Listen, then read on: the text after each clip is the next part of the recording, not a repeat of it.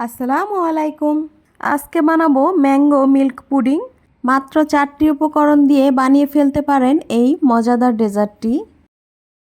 Welcome to Fatiha kitchen. প্রথমে আমি 3টা আম নিয়ে নিয়েছি, আর আমগুলো ভালোভাবে ছুলে নিয়ে পিস পিস করে কিউব করে কেটে নেব। তারপর একটা ব্লেন্ডারে আমগুলো দিয়ে দেব, আর 1 কাপ পরিমাণ পানি দিয়ে দেব।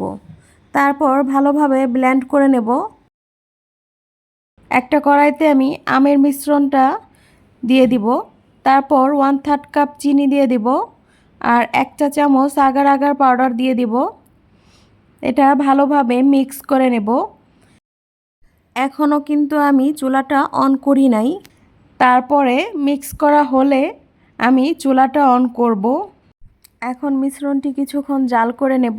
তারপর 1 চিমটি ফুড কালার দিয়ে দিলাম কালারিংয়ের জন্য। আপনারাও চাইলে দিতে পারেন, না চাইলে না দিতে পারেন। এটা 4-5 মিনিট ভালোভাবে জাল করে নিতে হবে। এভাবে বলক তুলে আসলে তখন মিশ্রণটি একটু ঘন হয়ে যাবে।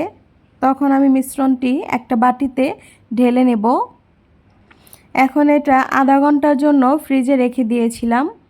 আধা ঘন্টা পরে ফ্রিজ থেকে বের করে একটা বাটিতে জেলোটা তুলে নিচ্ছি। দেখেন জেলোটা কি সুন্দর হয়েছে।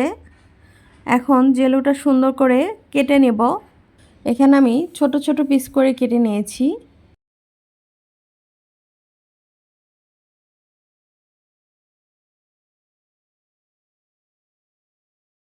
এখন আবার কড়াইতে আমি 1/2 লিটার পরিমাণ দুধ দিয়ে দিলাম।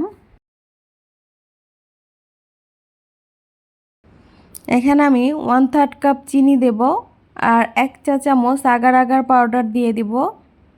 এই মিশ্রণটিও আমি ভালোভাবে মিক্স করে নেব। তারপর চুলা অন করব। এই মিশ্রণটি আমি 3-4 মিনিট ভালোভাবে জাল করে নেব। তারপর নামিয়ে নেব। একটা বাটিতে জেলোগুলো নিয়ে নেব। তারপর গরম দুধটাই জেলোর ভিতরে দিয়ে দেব। এটা আমি 5 মিনিট এমনিতেই রেখে দেব নর্মাল টেম্পারেচারে। তারপর 5 মিনিট হওয়ার পর একটু এভাবে নেড়েচেড়ে মিক্স করে দেব।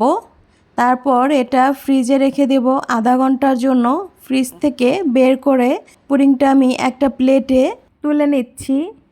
মাত্র 4টি উপকরণ দিয়ে বানিয়ে ফেলতে পারেন এই মজাদার ডেজার্টটি।